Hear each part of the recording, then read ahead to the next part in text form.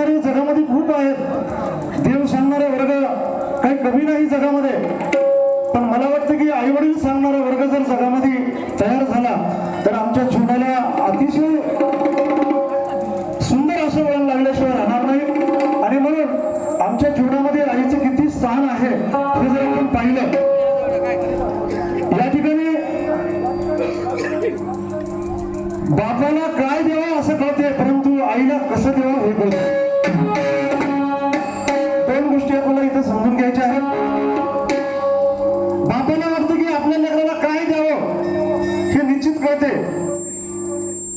पण लेकराला कसं द्यावं हे बापाला कळत नाही, हे आईला कळते. काय द्यावं हे जर समजा त्याच्या एखादी गोष्ट मोठी जर गोष्ट त्या लेकराला दिली, ती गोष्ट त्या लेकराला पचन होईल काय हे बापाला कळत नाही, ते आईला कळते. लेकरू हलक्या पायाला हळूहळू हळूहळू चालते, पण त्याच पावलानच आई चालते. एका पावलाची 50 पाऊल करते. जर लेकरू हळूहळू चालू लागलं तर आईचे पावलं मोठे असतात, लेकराचं पाऊल छोटं असते, जवळजवळ टाकते. पण त्या लेकराच्याच पावलाला आई सुद्धा त्या लेकराच्या बरोबरीने चालण्याचा प्रयत्न करते. याचं नाव आहे आई. आणि ते आई आमच्यामध्ये आज राहिलेले नाही. आणि भगवंत हा कल्पनेचा देव आहे, ते कल्पनेनेच आम्हाला बघावं लागतं. पण प्रत्यक्ष स्वरूप भगवंताचं एक दुसरं स्वरूप म्हणजे आईचं स्वरूप आहे. भगवंत आम्हाला काय करेल काय करणार नाही हे कल्पनेच्या आमच्या दृष्टीच्या पलीकडच्या गोष्टी आहेत, परंतु आयुष्यामध्ये आमची आई आमच्यासाठी काय केली आम्ही आमच्या दृष्टीने पाहिलेलं आहे. आम्ही याच्यासाठी भगवंताचंच म्हणजे दुसरं स्वरूप म्हणजे आई आहे. आणि म्हणून हे जर गोष्टी आम्ही जाणून घेतल्या तर आमच्या जीवनामध्ये या ठिकाणी स्वर्ग निर्माण झाल्याशिवाय राहत नाही. आणि म्हणून हे आई आमचं भगवंताचं दुसरं स्वरूप आहे. आणि म्हणून आईलाही जाणून घेणं आमचं पहिले आद्य कर्तव्य आहे. आणि ते आमच्या मधून आज आई निघून गेले आहे. आणि त्यांच्या या शेवटच्या प्रवासाच्या निमित्तानं आजचा भजनाचा कार्यक्रम आहे.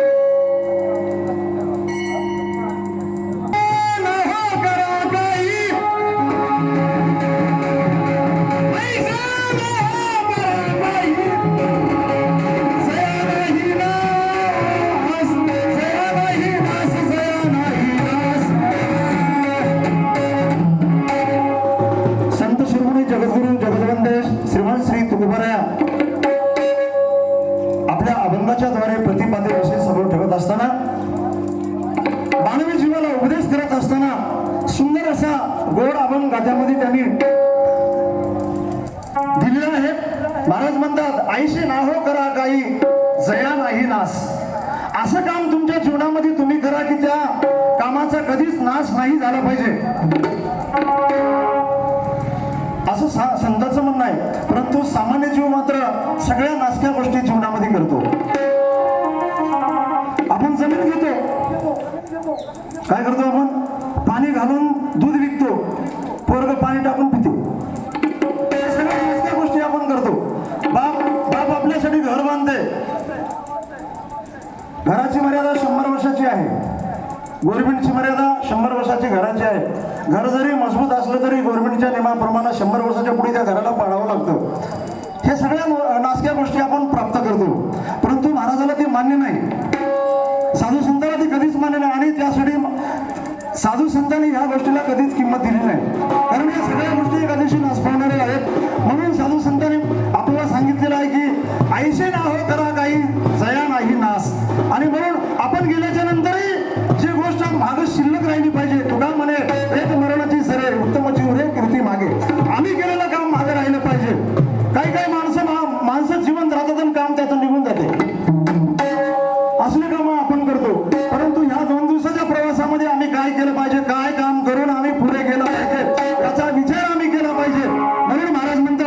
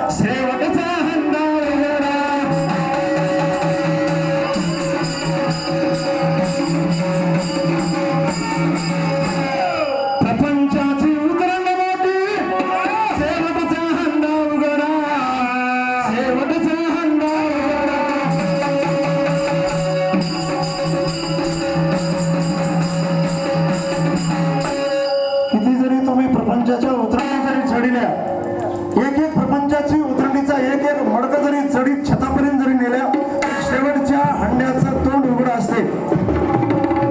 आणि म्हणून प्रपंचाची भूक कधी भागत नाही. ती आपण जर त्या शेवटच्या हंड्याला जर बघितलं तर आपल्या पूर्ण लक्षामध्ये येईल, परंतु आपण तिकडे बघत नाही. अशा प्रत्येक संसारिक माणसाला प्रपंचाच्या उतरंडी वाढीत गेल्या, याला प्रपंच म्हणतात. परंतु साधू संतांनी ते चढवलेल्या उतरंडी खाली उतरल्या. संतांमधला आणि संसारिक जीवामधला जो फरक आहे, साधू संत कधी धनाला प्राधान्य दिले नाहीत. मग त्यांनी धन कोणतं प्राप्त केलं, कोणतं मिळवलं? पायोजी मैने राम रतन धन पायो, पायोजी मैने राम रतन धन पायो.